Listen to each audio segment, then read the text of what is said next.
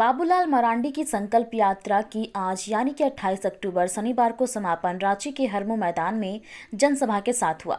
इस सभा में भाजपा के राष्ट्रीय अध्यक्ष जेपी नड्डा भी शिरकत किए।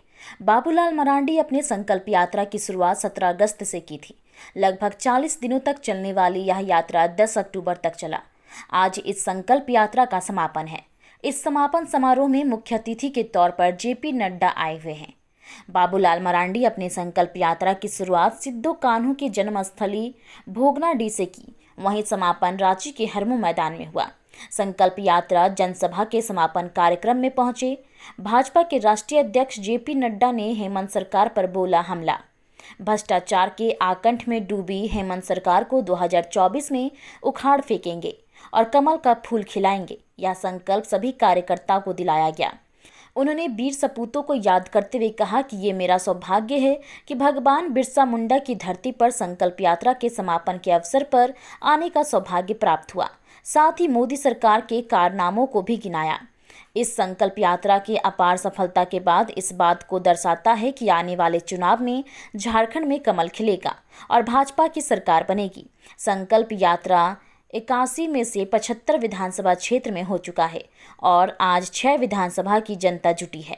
पूरा सहयोग इस दरमियान मिला कि भगवान बिरसा मुंडा के पुण्य भूमि पर, पवित्र भूमि पर मुझे संकल्प यात्रा के समापन में आप सब लोगों के साथ शामिल होने का सौभाग्य प्राप्त हुआ है। जो मैं उत्साह देख रहा हूं,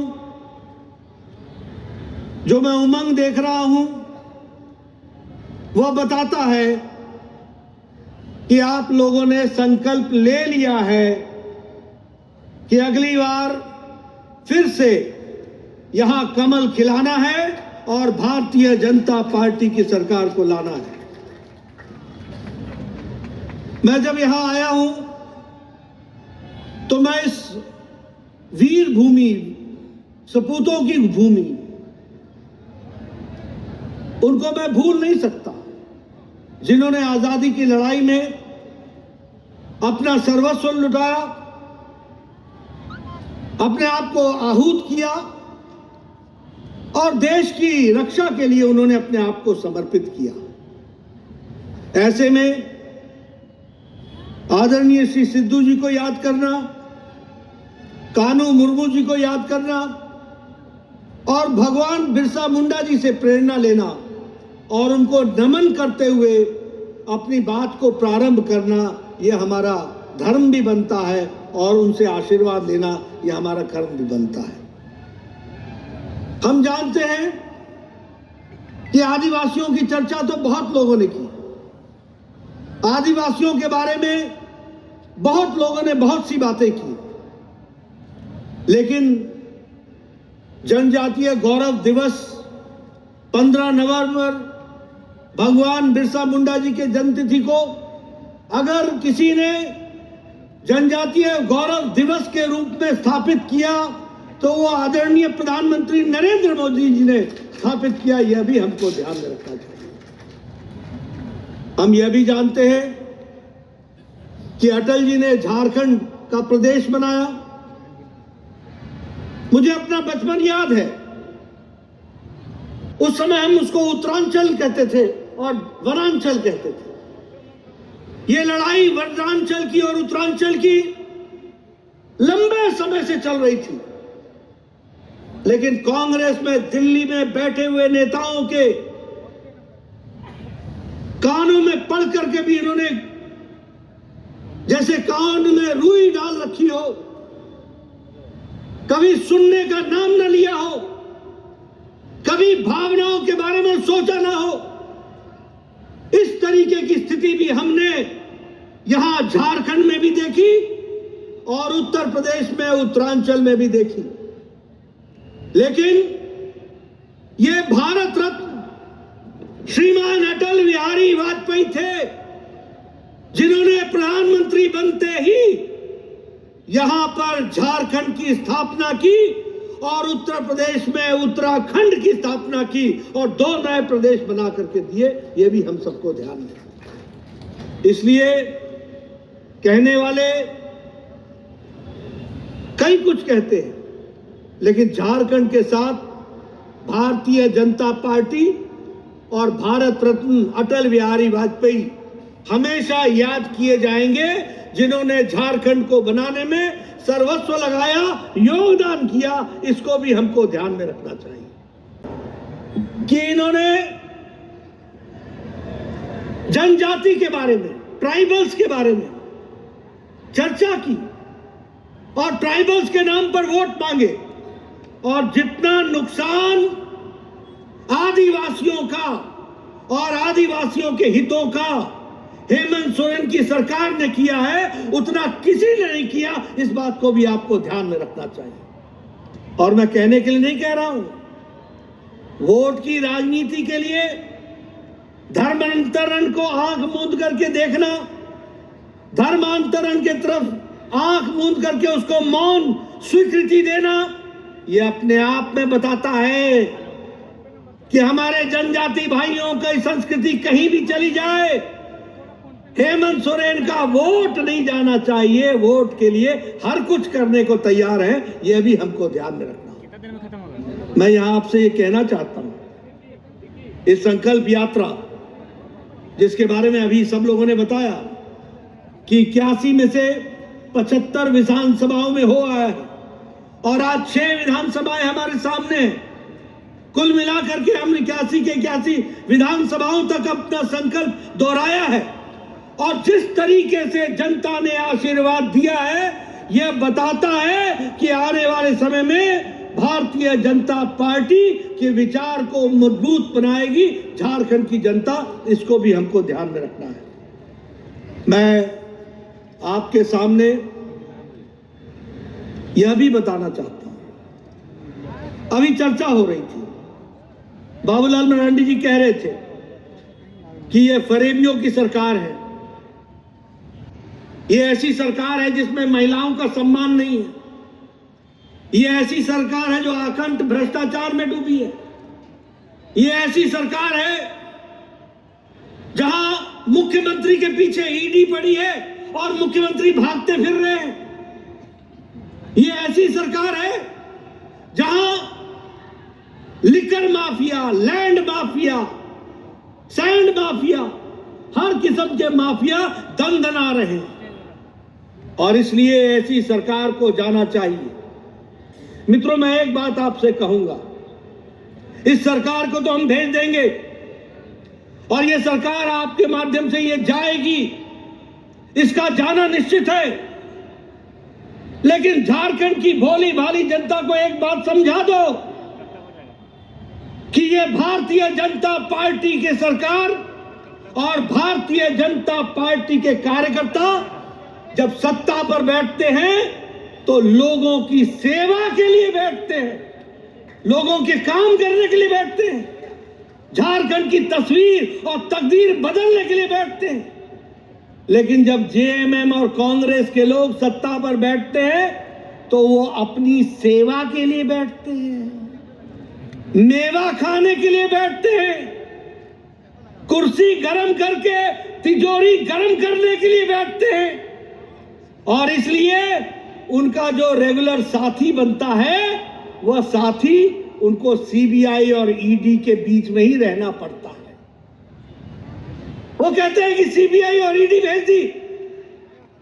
अगर सीबीआई और ईडी गलत है तो आप कोर्ट का दरवाजा क्यों नहीं खटखटाते? आप क्यों नहीं राहत लेने की कोशिश करते? आपको मालूम है और सबको मालूम है कि किस तरीके से आप और आपकी सरकार आकंठ भ्रष्टाचार में डूबी हुई है, यह भी लोगों को मालूम है। और इसलिए डरते डरते आप इधर से उधर आज की तारीख आगे मांगो, तारीख पर तारीख मांगो। बताओ, ये कर रहे हैं कि नहीं कर रहे हैं? कर रहे हैं कि नहीं कर रहे हैं? आपने कभी देखा कि कोई मुख्यमंत्री खुद के नाम पर जमीन का टेंडर निकलवाता हो? कभी देखा? कभी देखा कि कोई मुख्यमंत्री खुद के नाम पर जमीन का टेंडर निकलवाए? देखा है क्या? देखा है क्या? ये है आपका मुख्यमंत्री। ऐसा है आपका मुख्यमंत्री। मैं खुलेआम आरोप लगा रहा हूं, मंच से लगा रहा हूं। है किसी में ताकत तो हमारी बात को टाल करके देखे या गलत साबित करके देखे। यह है भ्रष्टाचार। आप बताइए, आपने किसी को देखा कि जमीन हड़पने के लिए अपने माता पिता का नाम ही बदल दिया हो? आपने देखा भाई ऐसा? ये आपके यहां मौजूद है। ऐसे ऐसे घोटाले किए, ऐसे घोटाले किए। अपने नाम पर टेंडर, अपने को ही दिलाना। ऐसी रेवड़ी जो खुद मुड़कर अपने आप को खाए, ये इनका काम है। अगर मैं इनकी तुष्टीकरण की बात करूं तो आप बताइए, आज मंदिर टूट रहे हैं कि नहीं टूट रहे हैं? मंदिरों में मूर्तियां तोड़ी जा रही है कि नहीं तोड़ी जा रही है? कोई एक्शन हुआ? कोई एक्शन हुआ? ये तुष्टीकरण है। आप बताइए, महादेव की बारात को रोकने की कोशिश होती है कि नहीं? तुम निकल जाओ। होती है कि नहीं? और पुलिस मूक दर्शक रहती है कि नहीं? मित्रों, ये आप संकल्प लीजिए कि ऐसी सरकार जो तुष्टीकरण से युक्त हो, भ्रष्टाचार से युक्त हो, अनाचार से युक्त हो, उस सरकार को हम नहीं रहने देंगे। इस बात का संकल्प लेकर के हमको चलना होगा। वहीं बाबूलाल मरांडी ने हेमंत सरकार को बताया भ्रष्टाचारी सरकार। संकल्प यात्रा के माध्यम से इस सरकार को उखाड़ फेंकेंगे। झारखंड के प्रदेश अध्यक्ष ने कहा कि झारखंड प्रदेश में शुरू हुए संकल्प यात्रा में मिला जन समर्थन इस बात को प्रदर्शित करता है कि वर्तमान राज्य सरकार से राज्यवासी पूरे तरीके से असंतुष्ट दिख रहे हैं। इसका जवाब आने वाले चुनाव में मिलेगा। हेमंत सरकार जनता की चिंता न करके सिर्फ अपने परिवार की चिंता करती है। इसको सुनने के लिए आए। आज का कार्यक्रम ये दो प्रकार के एक समारोह है, और मैं कहूँगा कि समारोह नहीं है, संकल्प यात्रा की समारोह है। लेकिन इस जो संकल्प लेकर के हम सब लोग चले हैं, वो संकल्प को पूरा करने के लिए अब हम सब लोगों को तन मन धन से हम सबको लगना है, तभी ये संकल्प पूरा होगा।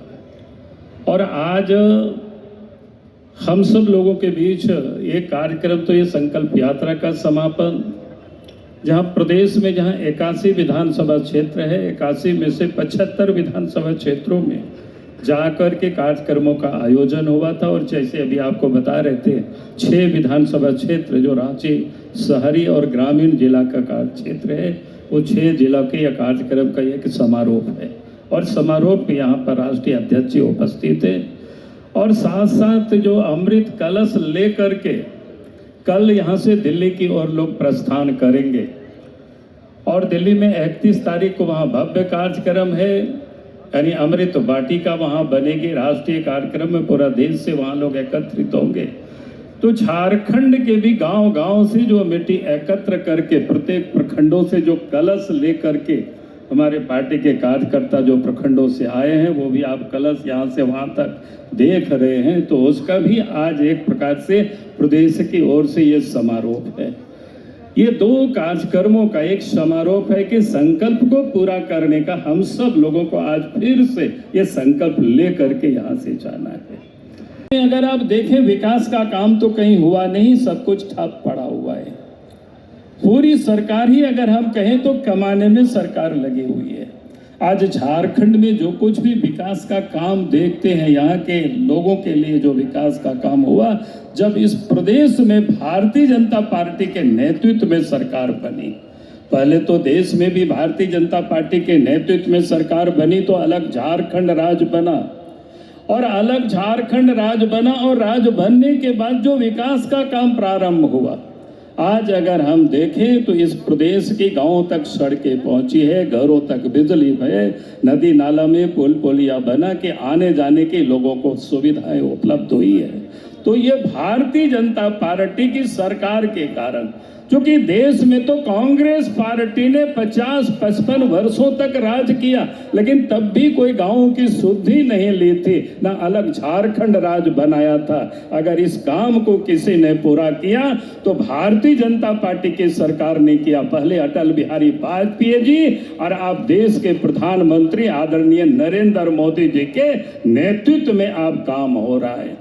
और इसीलिए मैं आज आप सब लोगों से कह रहा हूं कि आज इतना विकास जो सारे कुछ देख रहे हैं, इन्होंने तो कई एक सारे घोषणाएं की थी। उन्होंने कहा था कि नौजवानों को 5 लाख नौजवानों को रोजगार देंगे, रोजगार नहीं देंगे तो भत्ता देंगे। चुनावी मंचों से नहीं, विधानसभा में उन्होंने घोषणा किया था। उनके वित्त मंत्री का बजट भाषण में है 2020 का, लेकिन आज तक उन्होंने एक भी काम पूरा नहीं किया। और इसलिए मैं कह रहा हूं कि आज इस राज्य में हेमंत सोरेन के रहते प्रदेश का विकास नहीं हो सकता है, क्योंकि ये अपना विकास करते हैं, परिवार का विकास करते हैं, पैसे के लिए राजनीति करते हैं। कानून व्यवस्था तो बिगड़ी हुई है, रोज चोरी डकैती हत्या अपहरण, बहु बेटियां सुरक्षित नहीं है। भ्रष्टाचार ब्लॉक से लेकर के जितनी भी सरकारी दफ्तर है, छोटा या बड़ा काम बिना पैसा से नहीं होता है। और लूट तो सब तरफ मची हुई है, चाहे वो जमीन की लूट हो, कोयला की लूट हो, बालू की लूट हो, पत्थर की लूट हो, यानी लूट ही लूट है। और उन लुटेरों से झारखंड को आप बचाना, हेमंत सोरेन तो उन लुटेरों को संरक्षण दे रहे हैं। आज अगर उन लुटेरों के विरोध में उन लोगों को पकड़ करके ईडी वालों ने जेल भेजा है, तो उनको बचाने के लिए सुप्रीम कोर्ट से महंगी वकीलों को ले आते हैं, करोड़ों टका उसमें खर्च करते हैं, ताकि उनके ऊपर कोई कार्रवाई नहीं हो, उनको बचाया जा सके।